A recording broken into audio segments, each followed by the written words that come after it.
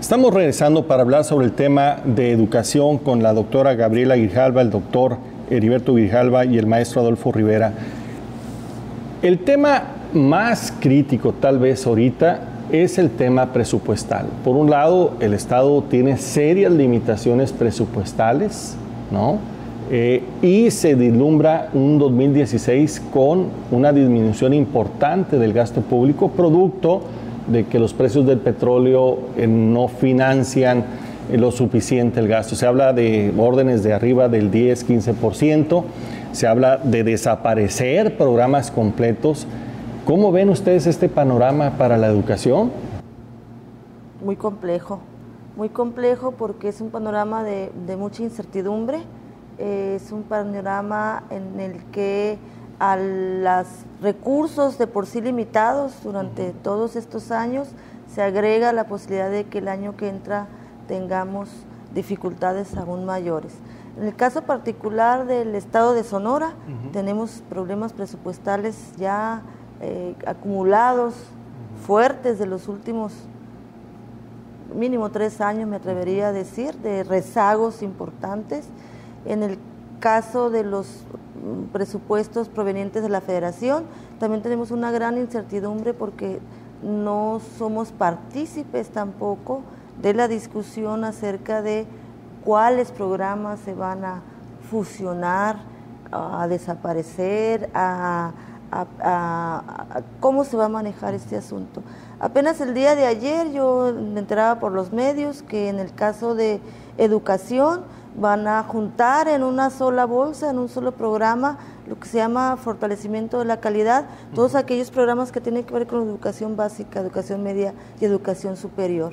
Ahí esto que pudiera ser un buen paso en términos de coordinación, finalmente también pudiera ser un mal paso en términos de que es muy frecuente que, por ejemplo, la Secretaría de Educación Pública tenga que dedicar una gran atención a todo lo que es educación básica y esto puede actuar en demérito de educación superior. Entonces ahí hay un ámbito de incertidumbre acerca de qué significa esta fusión de programas.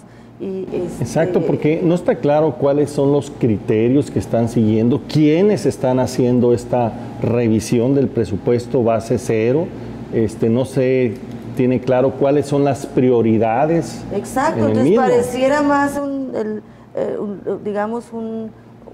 una idea de reingeniería presupuestal, pero que no está mal. No, la reingeniería presupuestal es muy bien, pero siempre y cuando estén involucrados los actores principales.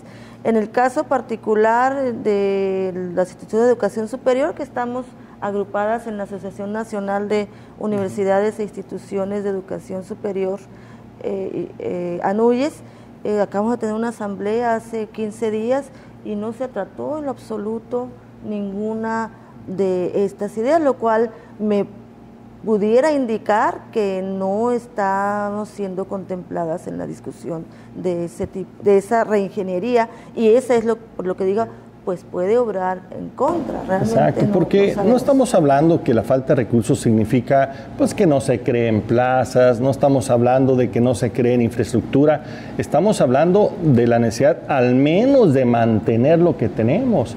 Dejar de invertir un año en educación tiene un costo altísimo, ¿no, Adolfo? Sí, yo creo que, bueno, yo al no tener la información, yo abonaría en la esperanza de que al menos no se reduzcan los presupuestos. Inclusive en proyectos novedosos de esta administración federal que me ha tocado experimentar por la institución que represento, que realmente van en la tendencia no del corto plazo, sino del mediano y del largo plazo. Proyectos financiados que permiten a instituciones como las de nosotros marcar tendencias, que era lo que decíamos ahorita. Un CONACYT con más financiamiento, que realmente está apoyando a las instituciones de educación superior. Pero es el primero que le cortan el presupuesto cuando hay un recorte, ¿no? Eso esperaría yo que no sucediera aquí, ¿no? Porque entonces sí estaríamos hablando de dos cosas, una el discurso y otra la realidad. Así es. Hay proyectos que yo considero que en este año y el año pasado han funcionado para nuestras instituciones de educación superior, un dinero invertido realmente en formar talento que yo diría que no debe entrar en ese proceso de recorte. Así es. Y el caso, rector de la Universidad de Sonora, es un caso crítico, ¿no? Porque viene acarreando rezagos importantes en diferentes áreas, como fondos de pensiones, con infraestructura, y lo que podría ser el inicio de un gobierno que podría ser algo alentador, pues las nubes se ven muy negras, ¿no? Pues sí, pero tenemos que ser, yo creo, lo suficientemente, optimista y aplicar la creatividad para esto. Tiene que ver con lo que decía, con los bienes sociales. Gabriela lo repite, y es ser equitativo, que haya equidad en las oportunidades, en sentimientos de la nación. Morelos dice esa parte que está ahí, que solo distingue a un mexicano de otro el vicio y la virtud.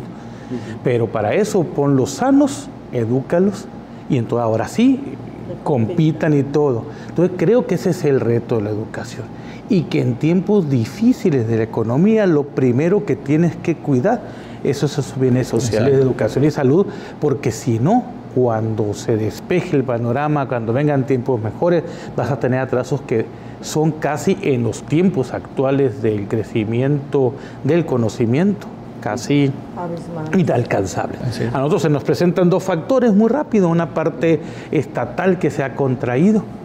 Yo, así como decíamos hace rato, no solo no tenemos un presupuesto adecuado, acorde al crecimiento y al desarrollo de la universidad, sino que no sé ni si nos lo van a dar. Y de hecho, más parece que sé que no nos lo van a dar. Y eso es preocupante. Una situación muy crítica la claro, universidad. Porque lo pone como nunca en estar viendo si hay para pagar o no hay pagar salarios, que es algo que se ganó el trabajador y que es sagrado.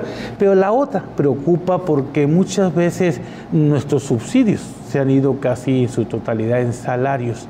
Entonces, a los demás fondos que eran parte de una política de Estado se le llamó fondo extraordinario para la calidad educativa. Pero no tiene nada de extraordinario. Pero muchas veces cuando se ven y hay que recortar, mira, esos son extraordinarios. No, son los que han permitido a las instituciones de educación superior, a todos los que estamos aquí, desarrollar.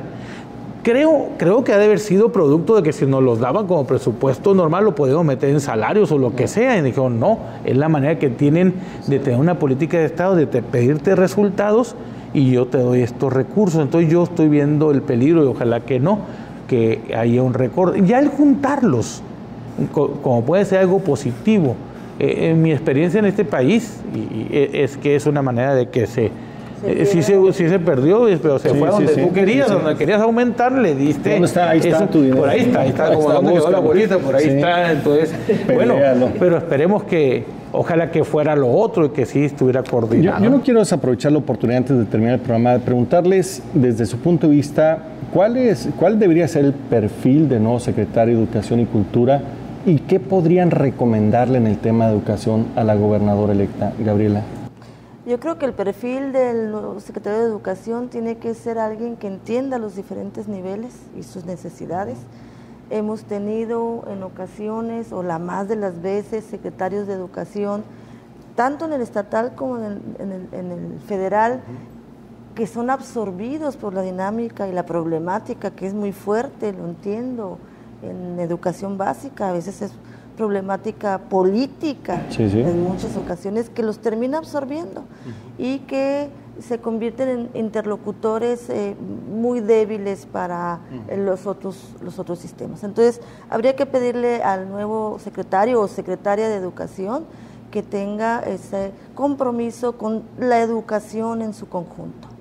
Ese es el número uno. Y el segundo, pues a la nueva gobernadora, pues decirle que apueste en la educación y que tienen en las instituciones a unos grandes aliados que pueden contribuir al establecimiento de metas y objetivos que trasciendan y vayan más adelante y que ayuden a apuntalar a este gran estado que tenemos hacia el futuro. Así es. A tratar de compensar los rezagos que ya tenemos, pero buscar cómo no se hagan abismales, porque hay áreas en las que no va a ser fácil que nos recuperemos. Y Sonora es un estado con una tradición y una población que merece lo mejor. Así es. Heriberto, ¿cuál sería tu...? Yo coincido en esa parte del perfil del nuevo secretario o secretaria de Educación, que busque, y yo creo que son tiempos modernos, llegar a los acuerdos necesarios. Cuando digo los acuerdos necesarios con los que hacemos el quehacer de la educación, y estoy hablando de las universidades, pero de la educación básica, de los sindicatos, de todo, de que busquemos ese acuerdo que tiene que haber por este Estado y por este país. Que tratemos de buscar un poco convertir el discurso en realidad, donde los intereses de la sociedad, de la población, estén por encima de lo de nosotros, que todos cedamos a eso, que todos seamos responsables. Tenemos el privilegio de trabajar en educación, el honor de trabajar en educación, de servir donde es algo especial, es algo, el que ha dado clases, el que ha estado en un aula sabe que es algo especial, que es una cuestión de vocación, un privilegio servir, pero que sea sensible a eso, que le empuje ya, que vayamos juntos. No está fácil y va a haber muchas opiniones. Pero no va a estar solo. No va a estar solo. Y yo le pediría a la gobernadora electa, allá dije secretario o secretaria, aquí ya sabemos que es gobernadora, es gobernadora electa, que así como dice Gabriel, le apueste a la educación, pero le apueste a quien ponga como secretario o secretaria.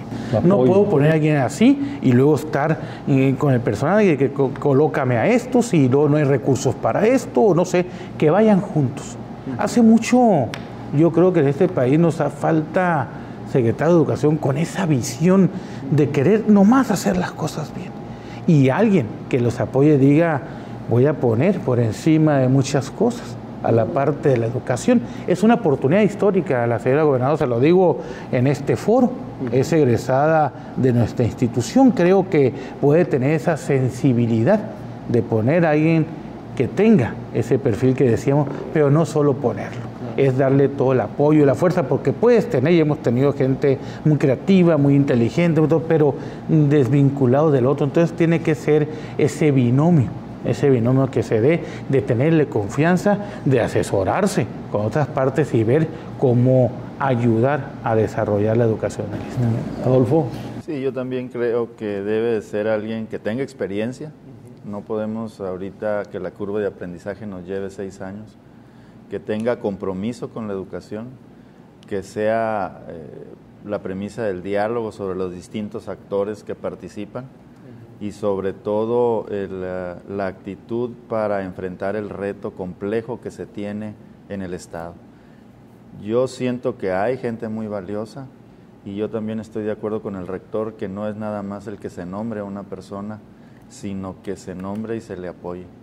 Si el concepto o el tema de educación se pone como prioridad y todos trabajamos en ese rumbo alrededor de quien sea el responsable en este estado del tema educativo, yo creo que lo puede lograr.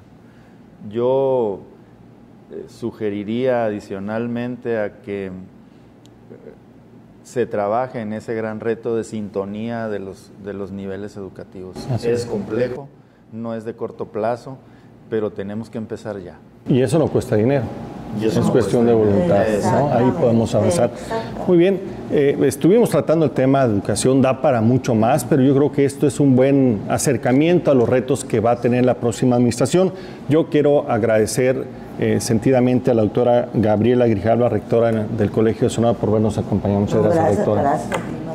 También quiero agradecer al maestro Adolfo Rivera, director general del Instituto Tecnológico Hermosillo. Gracias, Adolfo. Muchas gracias, Marco. Y al rector de la Universidad de Sonora, el doctor Heriberto Grijalva, gracias también por acompañarnos.